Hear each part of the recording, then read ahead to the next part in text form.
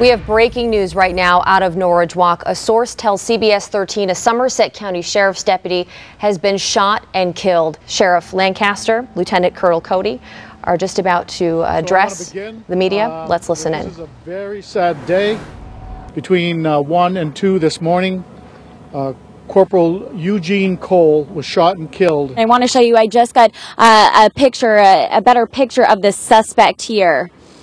So we can zoom in on this. Now, this is the suspect. This is who police are looking for right now. His name is John Williams, 29 years old, of Madison. Investigators say he shot and killed Corporal Eugene Cole early this morning. Corporal Cole was a 13-year veteran of the Somerset County Sheriff's Office. CBS 13 has extensive team coverage from Somerset County, from the search for a suspect to neighborhoods impacted and a life lost. First, let's get right to CBS 13's Marissa Bodner, who is in Madison, where police have guns drawn and the high school there is now on lockdown. Marissa? Katie, we're here on Jones Street in Madison. As you said, a heavy police presence. We're seeing a lot of activity. I want to give you a closer look. At least half a dozen authorities here right now. We can see police out here with guns drawn. Again, this is Jones Street in Madison. We were told by police that suspect John Williams' last known address was here in Madison, and neighbors around here tell us that he has still been living at a home here. We can hear a helicopter hovering right above us. There's a lot of activity going on, and we actually want to walk around here. There, again, a lot going on, but we want to give you a look at exactly what we can see from here. People are out here. They can't get to their homes. Again, the road blocked off.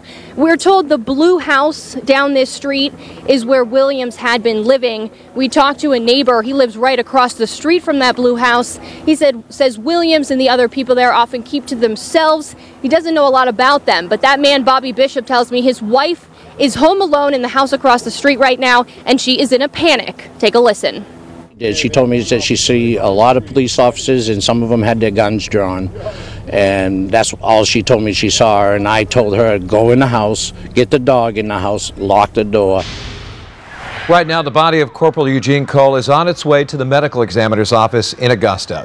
This is video from Fairfield as the police escort passed. We do want to give you an idea of where the manhunt is focused in this area. Our crews on the scene are telling us that searches today have been located right around the areas of Martin Stream Road and Bear Mountain Road. In fact, we happen to be live right here on Martin Stream Road, and we just saw some officers show up within the last 5 to 10 minutes. There are 3 of them here. You can see some of them are wearing bulletproof vests and they're carrying a gun, and we've seen them sort of wandering around, checking in and around the barns and the sheds on this property. So really just a massive police presence here today. And the biggest search effort, though, the large coordinated effort, was actually focused in a wooded area a couple miles from here. Neighbors told us it looked like a war zone in their backyards. And take a look. The search for John Williams started out there around 10 this morning on Bear Mountain Road, right on the Norridgewock town line. Officers wore tactical gear and carried guns, but by about 1:30 they did pack up and abruptly left. New information we're learning. This woman lives just down the road from the command post here, Kimberly Soroyce. We spoke with her earlier today, and not only did she take care of John Williams, she considered him a child, as you said. She also found Corporal Cole's body in her lawn Wednesday morning. This Norridgewock home linked by a manhunt and a killing. I lowered my eyes. I saw him. Kimberly Soroy stepped outside Wednesday morning, finding the body of Corporal Eugene Cole on her lawn. I ran over to him, asked him if he was okay, and didn't get a response. Soroy's home just behind where police were already searching for Corporal Cole. Oh my God. I said, and they looked over here, and I said, hey, I said, I found your officer. He's in my yard. Seconds later, she says officers escorted her away. And in the hours that followed, she says she learned more about her connection to his death. John came to live with us in his freshman year of high school. Soroy is talking about John Williams. Tonight, captured. It has come to a conclusion.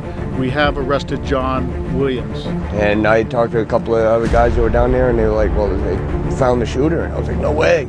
Accused killer John Williams behind bars after 4 days on the run.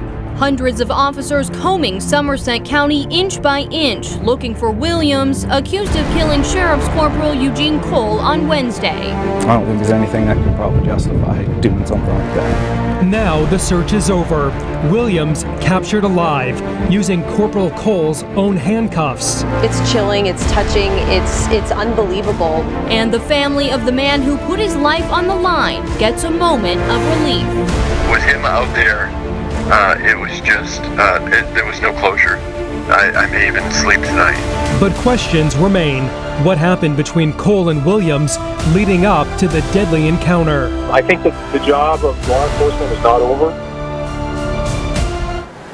Breaking news, the 4-day manhunt for John Williams is over. Williams is accused of killing Sheriff's Corporal Eugene Cole, and today he was finally captured by law enforcement in Fairfield. The Somerset County community now breathing a sigh of relief. We do have live team coverage tonight of the arrest and the community reaction to the end of this Maine manhunt. We want to get right out to CBS 13's Dan Lamparello, who's live in Fairfield where Williams was caught. And Dan, you talked with some people who actually witnessed the capture. Yeah, John and Marissa, it took 4 days, but the nationwide manhunt for John Williams ended right here at this home behind me off Route 139 in Fairfield. Law enforcement just leaving here moments ago. They spent the entire afternoon searching for evidence and clues out in the back there of what John Williams was doing over the past few days. The signs around town say it all. I got young kids inside. I was pretty worried. I'm really glad it's over. And John Williams taken into custody this afternoon in the woods where police had been searching. Sure enough, he was there. Orrin Moody took these photos of the arrest across from his home. Just glad he got caught. You know, he looked pretty rough, like he'd been hiding out for a few days, you know. Moody says he knew something big was happening when dozens of officers converged on the home across the street.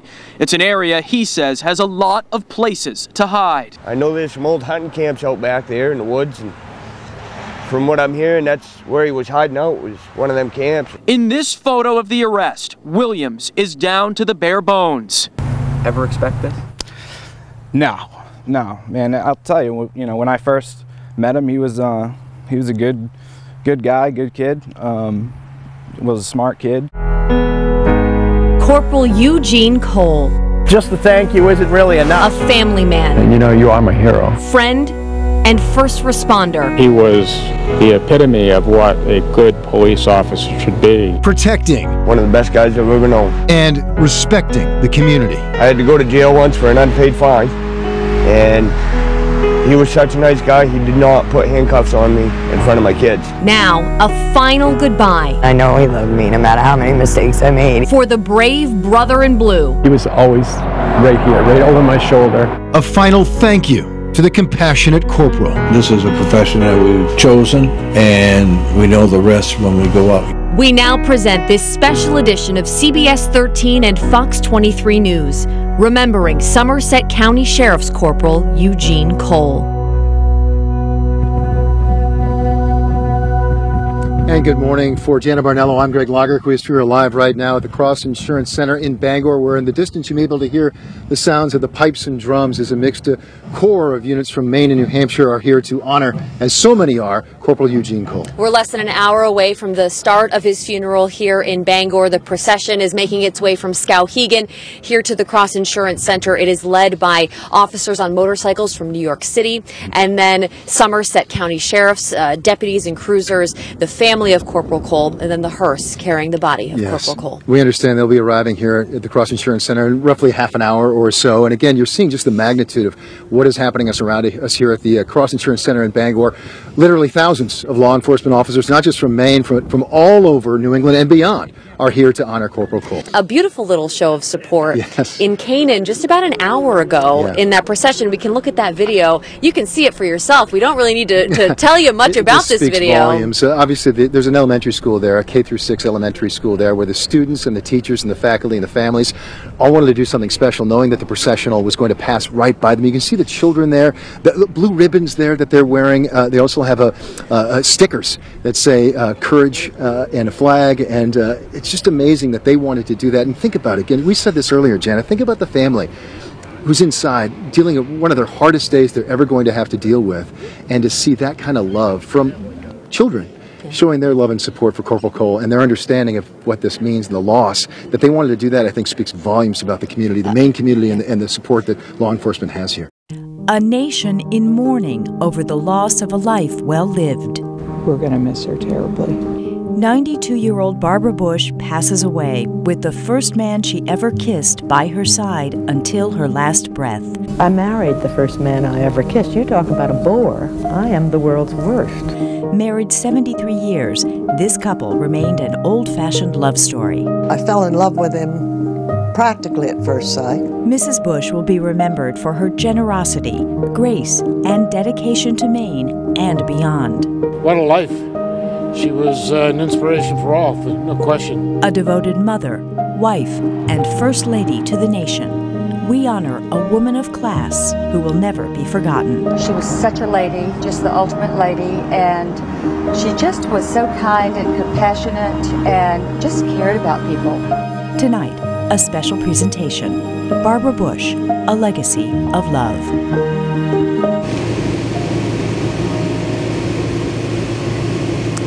Flags are at half-staff at Walker's Point in Kennebunkport and beyond in memory of Barbara Bush, the wife of a congressman, ambassador, CIA director, vice president, and president, passed away Tuesday evening at the age of 92. As we all know, she lived much of her life in the political and public spotlight, using her notoriety to champion the so many causes that she cared so deeply about.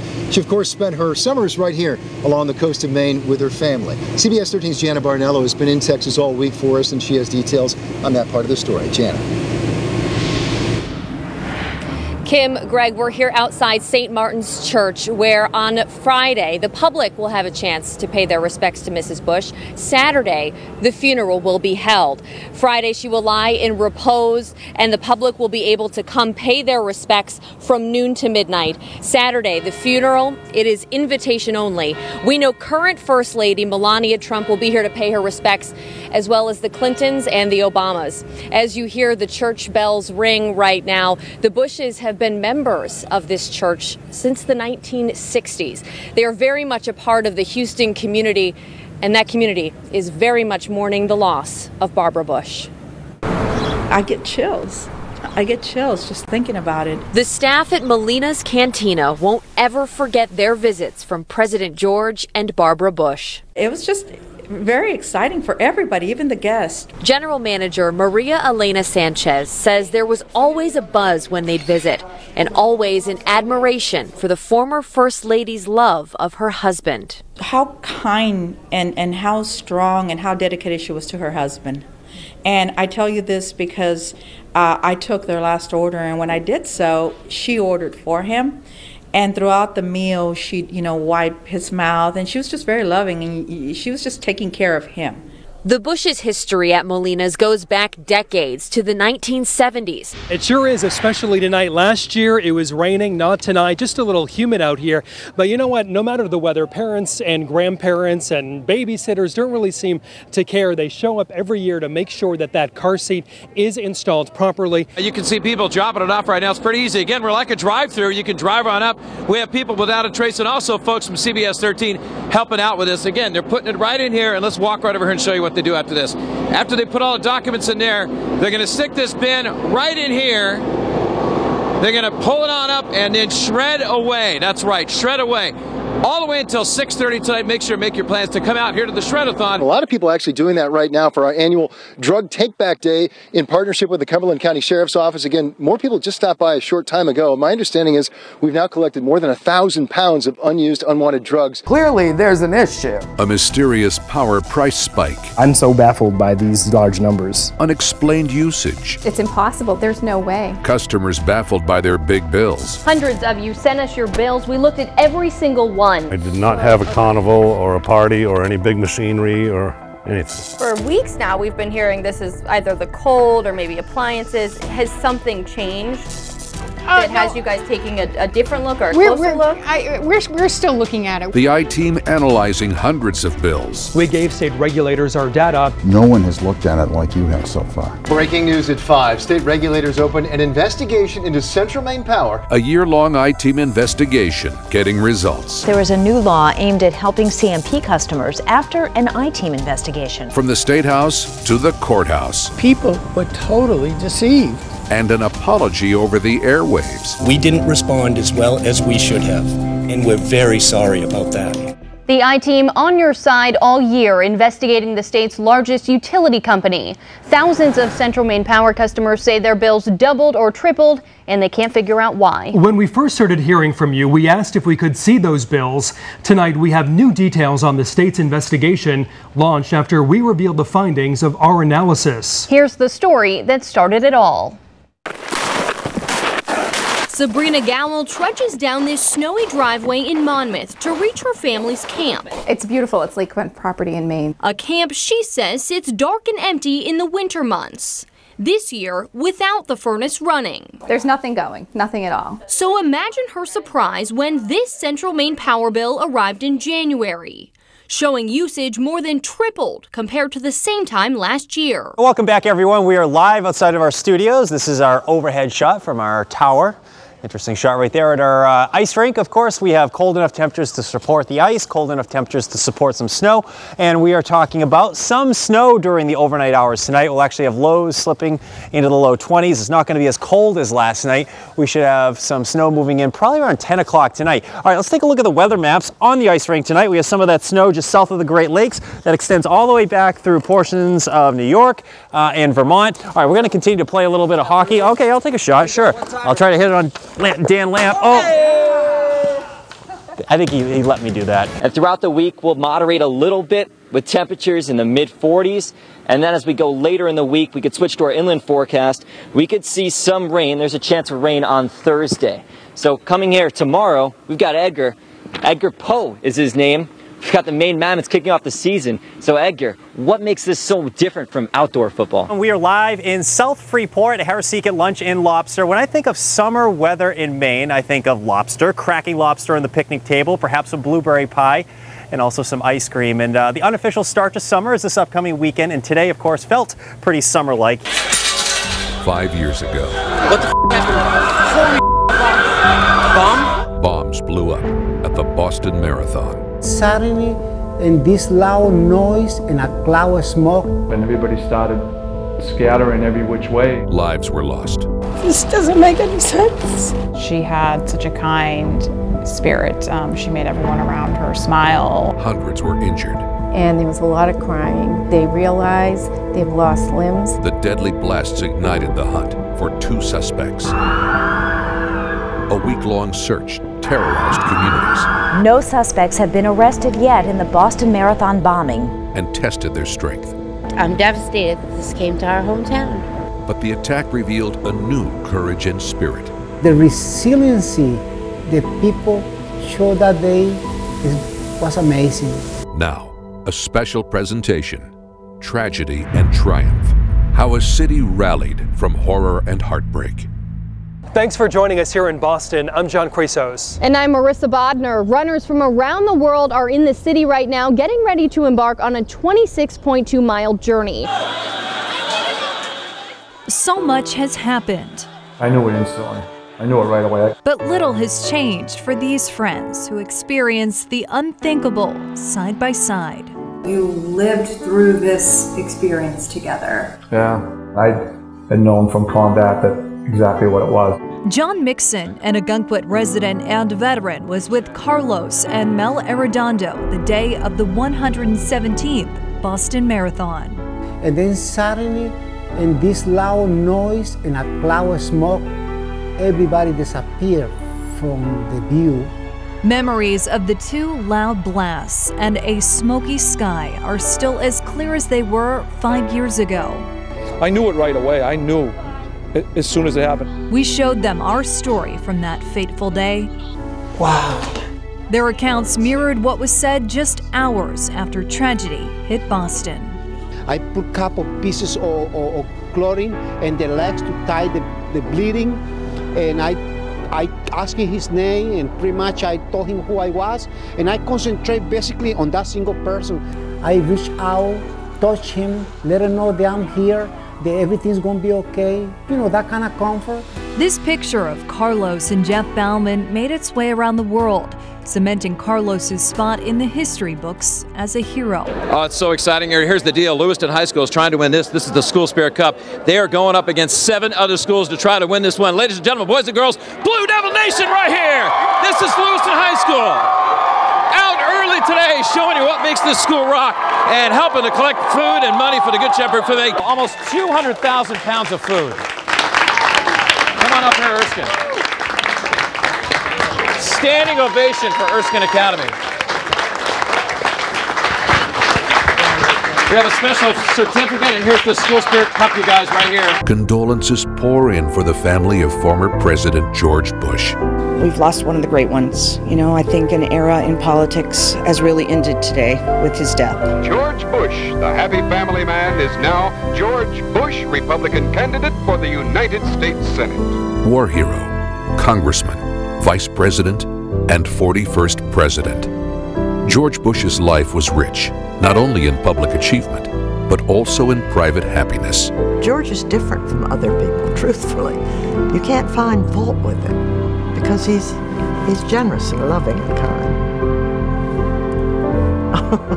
I'm sorry I said that, but it's true. A WGME special presentation, Remembering 41, President George H.W. Bush. And with the Atlantic Ocean just in front of us and the Kennebunk River right behind us, good morning to you. I'm Greg Lagerquist. And I'm Kim Block. Welcome to the CBS 13 special report. We have breaking news this morning. We are live from Kennebunkport, just around the corner from Walker's Point, remembering the life and legacy of former President George H.W. Bush. Yeah, President Bush passed away overnight in Texas at the age of 94, just weeks after leaving his beloved Maine for what turns out to be the final time in his extraordinary life. You can't tell the story of George Herbert Walker Bush without Barbara. I fell in love with him practically at first sight. Their love story began at a dance in Greenwich, Connecticut. George was 17, Barbara 16. They were engaged when George left to serve in World War II. He named each of his planes Barbara, and the two kept in touch through letters. George wrote this one on December 12, 1943, about his excitement over seeing their engagement announcement in the paper. I love you, precious, with all my heart, and to know you love me means my life. How often I have thought of the immeasurable joy that will be ours someday. How lucky our children will be to have a mother like you. They're an amazing couple. Amazing couple. A life of service, a life well led. Both of them. Their love proven on paper. The original protected at the George Bush Presidential Library and Museum in College Station, Texas. The museum also holds Barbara Bush's wedding dress. The couple married on January 6, 1945, 2 weeks after George returned from the war. It started a 73-year marriage, the longest presidential marriage in history.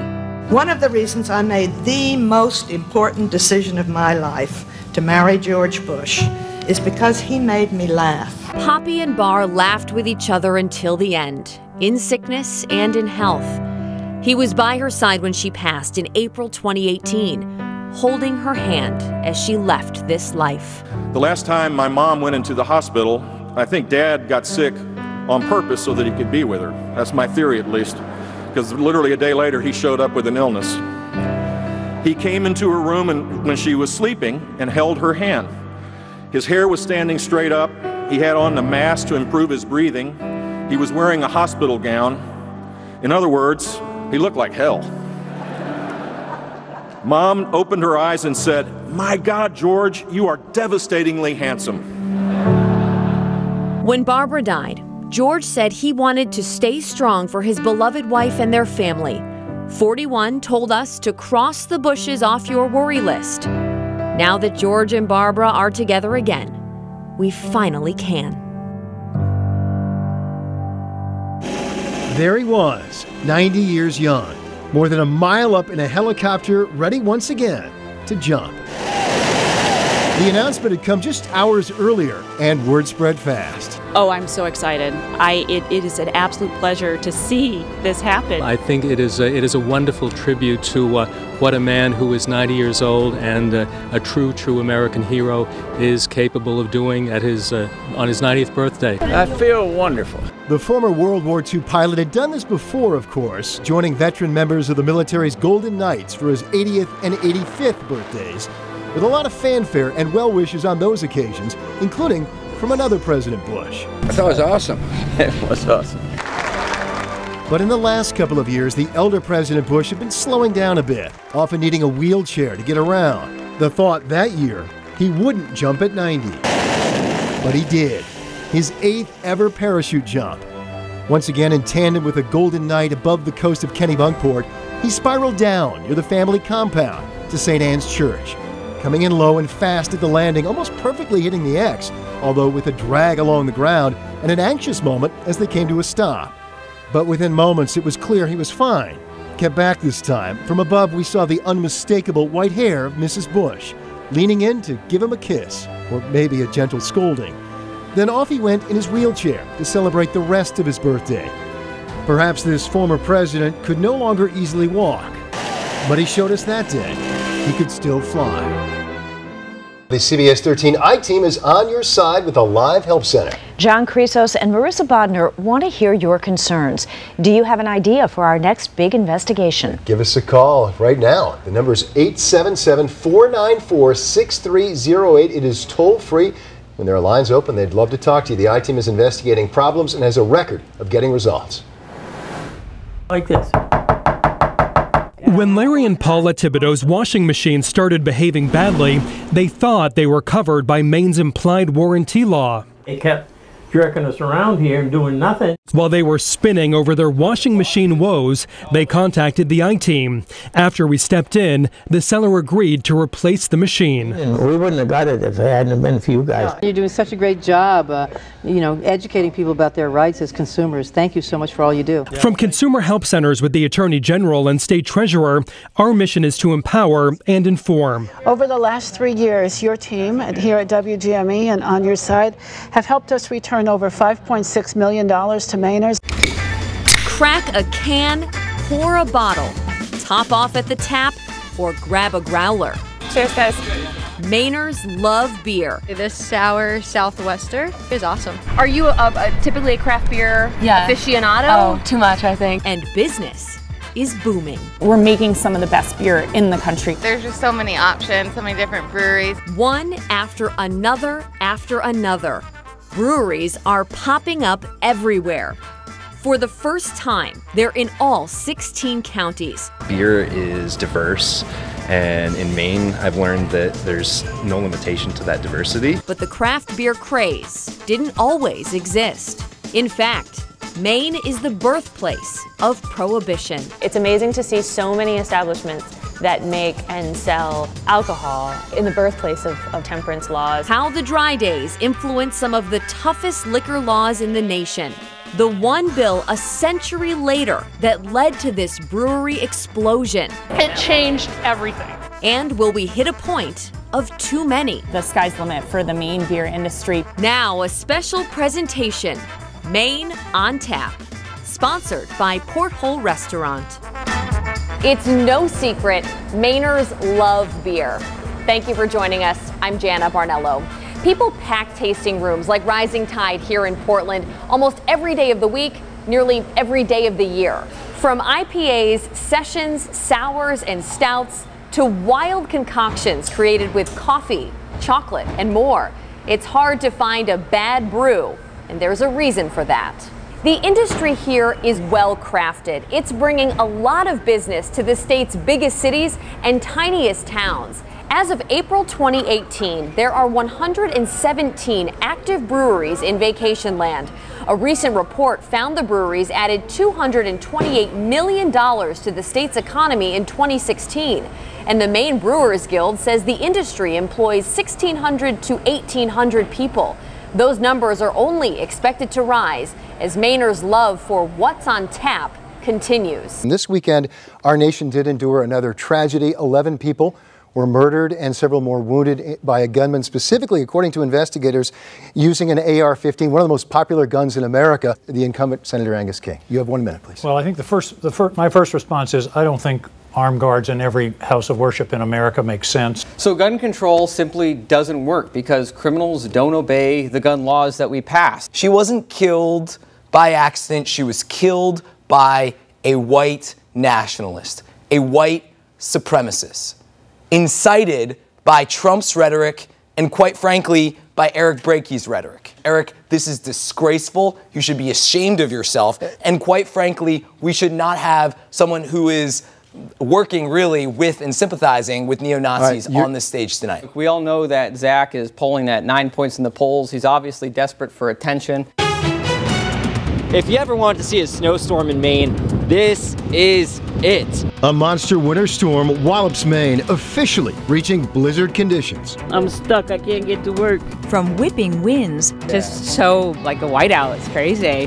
to record tides causing flooding and splashover. Right now, the biggest concern is this coastal flooding. You can see the water just making its way out of the road up into these parking lots. And slick roads. Bad, no visibility at all. Where the storm is expected to get worse and when it winds down, plus the bitter blast behind it.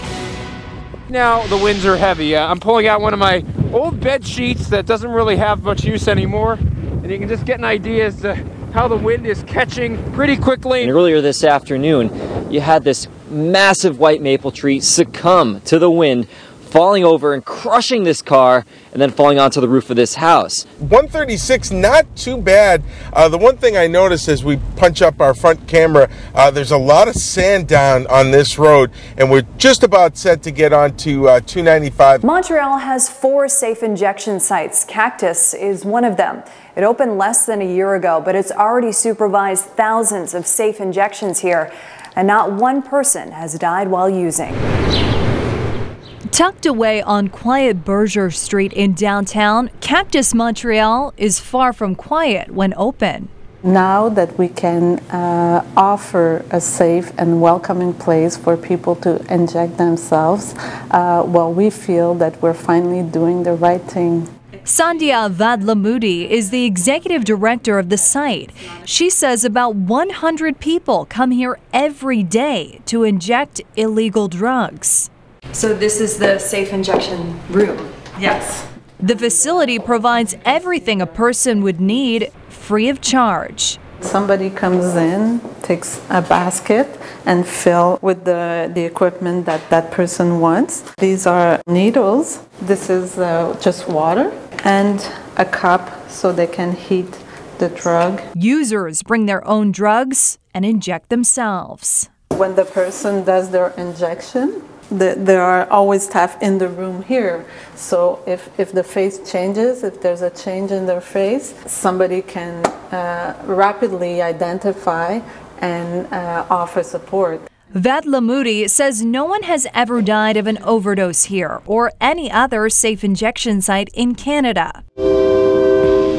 It will never be the same as it was before. Gilbert Corrette says this is what locals in Lac-Mégantic refer to as the red zone. Gravel and weeds stretch for blocks, where their thriving downtown once stood. We were just walking here, and driving in, and it was just like an old bone town, It was forever changed in the early morning hours of July 6, 2013. When a Montreal, Maine and Atlantic Railway train parked miles away began to roll downhill. It picked up speed and derailed near this crossing in the heart of the town. 63 tank cars filled with crude oil jumped the tracks, causing explosions and a massive fire that burned for days. Some fires went to about 1,000 feet high. Yeah, it was just like an atomic bomb. People were running everywhere, trying to save their life. 47 were killed. Frontenac Street, unrecognizable. Oh God, it was just like I lost all the heart, half of myself. The half of my soul, half of my heart. An investigation by the Transportation Safety Board of Canada identified 18 causes and contributing factors, including an engine fire earlier that night, a weak safety culture at the company, and inadequate oversight. Transport Canada immediately required any unattended trains be secured and an extra crew member on trips with dangerous goods. Tank cars, like those used in the disaster, must meet new safety standards. Officials say the agency continues to work closely with its counterparts in the United States, where similar changes have been made. According to the Association of American Railroads, or AAR, the industry has invested billions in upgrades and even has a mobile app so first responders can see what's moving in a rail car at any given time. Let me tell you, he was spoiled.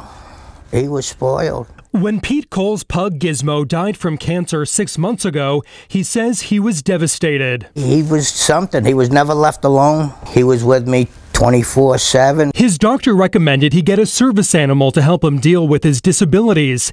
He found Joey on marathonpughome.com. I started talking to the guy, and I thought they were legit, and so we made a deal to buy Joey. Texts back and forth show the terms of the deal. Once the seller got $500, the puppy will be shipped and delivered to your home address directly. A receipt shows Cole wired the money and got a text back saying, "I assure you that you'll have your puppy tomorrow." He said my dog was on the next plane here, but he never showed. And all of a sudden he said he needed $900 more to insure the dog so they could fly him here. He wasn't even on a plane. Cole refused to send the seller any more money. Right then and there, I knew I was screwed. The Better Business Bureau says this has all the makings of a puppy selling scam. This is very common. You know, this is exactly what we see. Grammatical, spelling errors, encouraging you to wire money immediately. A report from the BBB found this kind of scam is happening at an alarming rate. 80% of online ads for puppies are likely fake, according to the report. You have to be extremely cautious when you see an online ad for a pet to purchase or a pet to rescue, that you're not being scammed. The BBB and federal regulators say thousands of people across the country have lost money, anywhere from $100 to $5,000 in pet sale scams. Many begin with a fake website and stolen photos, often they say taken from legitimate sites and sellers.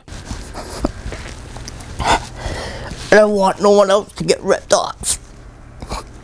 It's just like losing the dog all over. And with depression, it just makes it worse. You had your heart set on Joey. Oh, yeah. Yep. That I did. Today, with the help of the I-Team and the Animal Refuge League of Greater Portland, two strangers, each in need of something, becoming fast friends. You know, there's nothing like the companionship of an animal. So when we heard what Pete went through, we thought it was really important to help find him a new companion to feel that love and affection again. Changes your mind on the human side of people, you know. I mean, when I got scammed, I just thought, you know, everybody's, you know, out there ripping everybody off. Good evening. The pet food drive is well underway here at Harvest Hills in Freiburg, but I think I have the best job of the night as we are on kitten patrol, hanging with some cool cats in these hallways right now. They are loving this toy here. It's the simplest thing in the world, just a wire and a piece of cardboard, but it really gets them going no matter what. But it's the donations that are really getting everyone going here. More than 300 pounds of food donated to the shelter today, more than $60 raised, an additional 300 pounds of supplies like bleach, towels, and kennels. We even got, as a cute little thing here, from a pair of kids, they donated $60, gave out their business cards. So there's a lot of people coming out to donate, and we want you to keep doing that. So be sure to follow us on Twitter for our hashtag Pet Food Drive for more information, and we'll check back in just a little bit. Now, CBS 13 News is on your side at noon. Breaking news this noon, a manhunt is underway after a sheriff's corporal is shot and killed. Right now, police are looking for this man. He is 29-year-old John Williams. Investigators say he shot and killed Corporal Eugene Cole early this morning. Corporal Cole was a 13-year veteran of the Somerset County Sheriff's Office. CBS 13 has extensive team coverage from Somerset County, from the search for a suspect to neighborhoods impacted and a life lost. First, let's get right to CBS 13's Marissa Bodner, who is in Madison, where police have guns drawn and the high school there is now on lockdown. Marissa? Katie, we're here on Jones Street in Madison. As you said, a heavy police presence. We're seeing a lot of activity. I want to give you a closer look. At least half a dozen authorities here right now. We can see police out here with guns drawn. Again, this is Jones Street in Madison. We were told by police that suspect John Williams' last known address was here in Madison, and neighbors around here tell us that he has still been living at a home here. We can hear a helicopter hovering right above us. There's a lot of activity going on, and we actually want to walk around here. There, again, a lot going on, but we want to give you a look at exactly what we can see from here. People are out here. They can't get to their homes. Again, the road blocked off. We're told the blue house down this street is where Williams had been living. We talked to a neighbor. He lives right across the street from that blue house. He says Williams and the other people there often keep to themselves. He doesn't know a lot about them, but that man, Bobby Bishop, tells me his wife is home alone in the house across the street right now, and she is in a panic. Take a listen. She told me that she see a lot of police officers, and some of them had their guns drawn, and that's all she told me she saw. And I told her, go in the house, get the dog in the house, lock the door, and I'll be there as soon as they let me in. Again, a lot of nervous people here in town right now. People are not being allowed to get to their homes. There are still people inside. Again, police down here with guns drawn, a helicopter above. And at this point, what we know from police is that Williams is at large. They say he is armed and dangerous and should not be approached by the public. For now, live in Madison, I'm Marissa Bodner. For CBS 13 News, I'll send it back to you. And as we mentioned, this all started early this morning in Norridge Walk. CBS 13's Lexi O'Connor is there live for us with more on what happened early this morning. Lexi? Thanks, Katie. We are live on Route 2 in Norridge Walk. There is still a heavy police presence here, and this is now the scene of both a homicide investigation and also an active manhunt. And as we've been mentioning, the suspect is still at large and considered heavily armed and dangerous. Now, here's what we know. Police say between 1 and 2 o'clock this morning, Corporal Eugene Cole of the Somerset County Sheriff's Department was shot and killed by 29-year-old John Williams. Now, police say that the suspect then stole Corporal Cole's heavily marked cruiser and robbed the Cumberland Farms off of Route 2 in Norridge Walk. And police say the suspect abandoned that stolen cruiser off of Martin Stream Road and then fled on foot. We spoke to both state police and Somerset County Sheriff's Department this morning. They say everyone in this area should remain very vigilant and aware of their surroundings. They say this is now a nationwide search for this suspect. Times we're able to say that there is not an ongoing threat, but that's not the case today. There certainly is an ongoing public threat. He needs to be, he's considered armed and dangerous. If people encounter him, they should not approach him. They should call 911, but just be aware of their surroundings. Now, right now, police are not giving many details on exactly where Corporal Cole was shot and what he was responding to, other than they say it was in Norridge Walk. Again, still a heavy police presence here, and we have seen a helicopter going overhead from time to time. We haven't seen that helicopter in about a half hour, but everyone in this area is still asked to remain extremely vigilant, not to approach the suspect if they see him, and to call 911. We're live in Norridge Walk today. Lexi O'Connor for CBS 13 News. Katie and Jeff, back to you. We are learning more right now about the suspect, John Williams, a man with a lengthy criminal record. CBS 13's Sam Reed joins us now live. And Sam, investigators say Williams is armed and dangerous. Yeah, Katie, well, like we just heard from Marissa Bodner, officers do have a home in Madison surrounded, but at this time, the nationwide manhunt is still on for 29-year-old John Williams. And if you take a look at this picture, Williams is described as being 5'6", 120 pounds with blue eyes, brown hair, which police say is shaved on the sides with a ponytail. Now, Skowhegan area high school officials have confirmed that John Williams attended school there for 4 years through 2007. I also spoke to a man over the phone who claims he's a former co-worker of Williams. but they lost touch after he, quote, got really into guns and drugs. Now, with Williams still on the loose, some residents I spoke with say they're very concerned. I don't feel safe anymore. I can't believe it's happening here. Been here 17 years, 18 years this year. That's the first time this stuff has been going on. But today was the worst. Some very disturbing news, and according to the Eagle Tribune, last month in Massachusetts, Williams was also arrested and charged with possession of a firearm and possession of a feeding device, among several other charges. He was expected to appear in court today. Again, he is very armed and dangerous. The police are asking that the public take notice. For now, we're live in Norridge Walk. Sam Reed for CBS 13 News. Back to you. Right now, the body of Corporal Eugene Cole is on its way to the medical examiner's office in Augusta. This is video from Fairfield as the police escort passed. CBS 13's Dan Lamparella joins us now live from Norridge Walk. And Dan, it is an area now coping with the loss. It is, Jeff. To say this area is devastated by Corporal Cole's death is an understatement. He served this community for more than a decade. He actually lived right down the street here in town. Many saying he devoted his life, most of his life, to public service, and everyone knew him here in town. Now, Corporal Eugene Cole was a 13-year veteran of the Somerset County Sheriff's Office. The 62-year-old devoting those years, more than a decade, to patrolling and protecting this area. He lived here in Norridge Walk, many telling us he was always the first to arrive on scene if anything happened in town. Today, after news of his death, family and deputies kept a close watch on his house, asking for respect, and of course we're giving them that tonight. Corporal Cole also has a son who followed in his footsteps to become a deputy here at the Sheriff's Office. He's actually one of their K-9 unit officers. Those who knew Cole and his family say they're devoted public servants who treated everyone with respect and a smile. He was always decent, down to earth, and got along with everybody. As far as I know, like every time I've dealt with him or even seen him, he's always said hi. And first thing you hope for is that the guy survived, and then they hope for that ain't nobody you know, and which is kind of narrow-minded because somebody knows him, somebody's family, you know. But they're good family.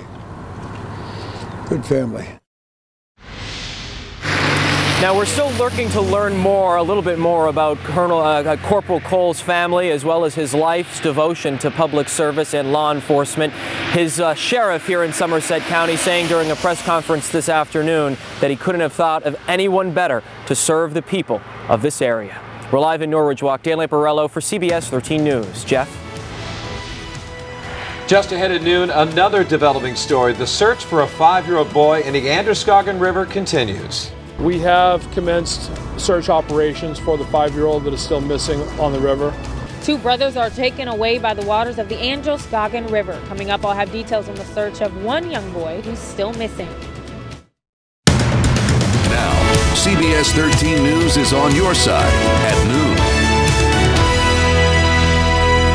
Right now, crews in Auburn are searching the Androscoggin River for a missing 5-year-old boy who went into the water last night. CBS 13's Brooke Rayford is live in Auburn for us. And Brooke, what's the latest on the search? Yes, well, Jeff and Katie, before the sun came up, Auburn police and another unit were in this parking lot behind me off of Riverside preparing for today's search for that 5-year-old boy that was swept away by the water in the Androscoggin River.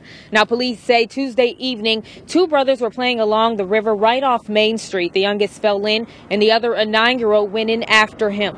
Firefighters were able to pull out the older brother. He was flown to Maine Medical Center. Police are confirming at this time he's still in critical condition. Now, police say the oldest boy wasn't the only one trying to save his little brother. Their 8-year-old sister tried to go in to save them, was unable to.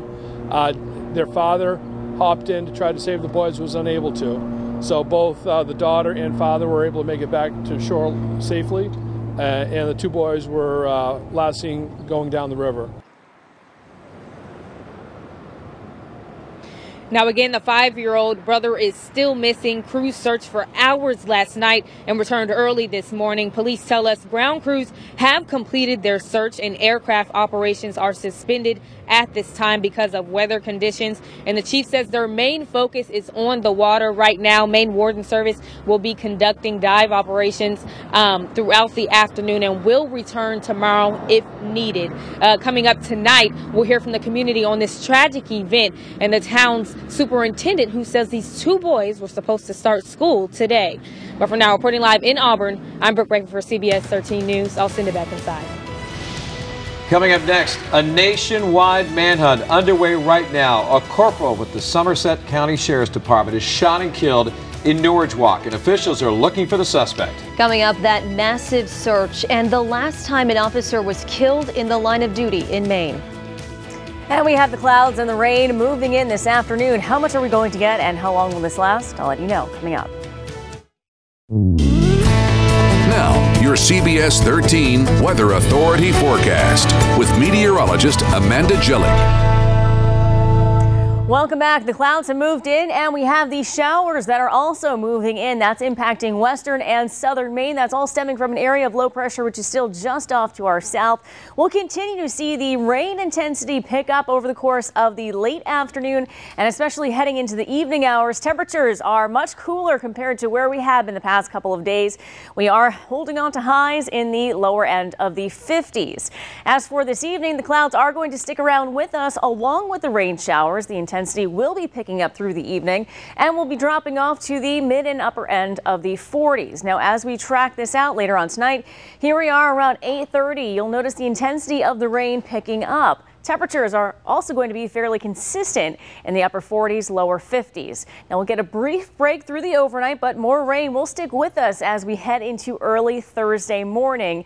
And then by tomorrow afternoon, we're gradually going to see a lot of this rain start to move out. Temperatures will once again rebound back to the mid and upper end of the 50s. Southern Maine even potentially into the lower end of the 60s. Now overnight Thursday and as we head into Friday, we are going to see gradual clearing. Friday, we're looking at partly sunny skies and also milder temperatures returning back into the forecast. But we also do have a chance for yet another round of rain that will arrive overnight Friday and into Saturday morning and then through Saturday afternoon. We are going to see a return to brighter skies. So for tonight, we have the rain showers. We also have patchy fog that's going to be impacting your evening and also your morning commute tomorrow. Tonight, temperatures dropping off to the 40s. It's also going to be a little bit on the breezy side. Here's a look at your extended forecast. We have the showers today and tomorrow. Brighter skies returning Friday and on into the weekend. Also, temperatures over the weekend are going to hover right around the mid and upper end of the 50s. Brighter skies by next week. Katie, Jeff? We continue to follow breaking news at noon after a Somerset County corporal is killed. Now a manhunt is underway for the suspect. According to state police, between 1 and 2 o'clock this morning, Corporal Eugene Cole was shot and killed in Norridgewock. They say the suspect, John Williams, stole the corporal's cruiser, drove it to Cumberland Farms, committed a theft, and then took off in that cruiser. Shortly after 5 o'clock this morning, the cruiser was found abandoned off Martin Stream Road in Norridgewock. Right now, there is a nationwide alert for the suspect, 29-year-old John Williams, with a last known address in Madison, Maine. He's described as 5'6" and 120 pounds. He has brown hair with sides that are shaved and a ponytail on top and blue eyes. Officials say he is armed and dangerous, and if you see him, do not approach him. Right now, Governor Paul LePage is reacting. He tweeted this a short time ago. Our deepest condolences go out to the family of fallen Deputy Sheriff Corporal Eugene Cole. If you live in Somerset County and the surrounding area, please cooperate with law enforcement and stay safe. And other law enforcement agencies are also reacting, including the Augusta Police Department, saying our deepest condolences go out to the Somerset County Sheriff's Department and all family and friends in the death of Deputy Eugene Cole. No words. Meanwhile, the Aroostook County Sheriff's Office tweeted this: our thoughts and prayers go out this morning to the Somerset County Sheriff's Office and to the family, friends, and co-workers of Corporal Eugene Cole. Senator Susan Collins is also reacting to this heartbreaking news, tweeting, quote, I am deeply saddened to learn Corporal Eugene Cole was killed in the line of duty in Norridgewock this morning. Corporal Cole served the citizens of Somerset County for 13 years with honor and distinction, and Maine will be eternally grateful for his brave actions to protect his community. And in a statement, Congressman Bruce Poliquin says, "I am absolutely horrified and heartbroken by the reports this morning of the killing of one of our brave law enforcement officers, Deputy Sheriff Corporal Eugene Cole in Norridgewock, who was responding to an incident and performing his duty. Every single day, the men and women of our law enforcement put their lives on the line to protect our families and our communities. I am praying for Mr. Cole, his family, and our entire community today, and I send them my deepest condolences. I'll continue to monitor the situation closely." The news of Corporal Cole's death this morning is also rippling throughout Maine's law enforcement community. According to the Officer Down Memorial page, this is the first Maine law enforcement officer to be killed by gunfire since 1989. CBS 13's John Chrysos is looking through the history of fallen officers in our state. John? 93 law enforcement officers have died in Maine in the line of duty. That is according to the nonprofit Officer Down Memorial page, which has records going back to the 1800s. In reviewing that site in our archives, we found that before today, the last time an officer was shot and killed in Maine was back in 1989. Maine State Police Detective Giles Landry was gunned down in his police cruiser outside a mobile home. It happened in Leeds on March 31st, 29 years ago. Landry was investigating a domestic dispute and child abuse case. Police say when Landry got to the scene, the suspect's girlfriend jumped into the passenger seat of the patrol car. The suspect, 36-year-old David Grover, fired twice through the window, hitting Landry and killing him instantly. Grover then shot and killed his girlfriend before killing himself. 26 other Maine officers have been shot and killed while in the line of duty. There is a memorial to the fallen police officers near the state capitol in Augusta. Our coverage continues next at noon as the search continues for this man accused of killing a corporal from the Somerset County Sheriff's Department. The massive manhunt underway next. You're watching CBS 13 News at noon. Back to our breaking news. The search continues for this man, John Williams. Let's check back in with CBS 13's Marissa Bodner, who is live in Madison, where police have guns drawn. Marissa? Yeah, guys, a home here in Madison on Jones Street, still surrounded. You can see all of the police down here, still seeing state troopers with guns drawn. We haven't seen a whole lot of activity, not a whole lot of movement.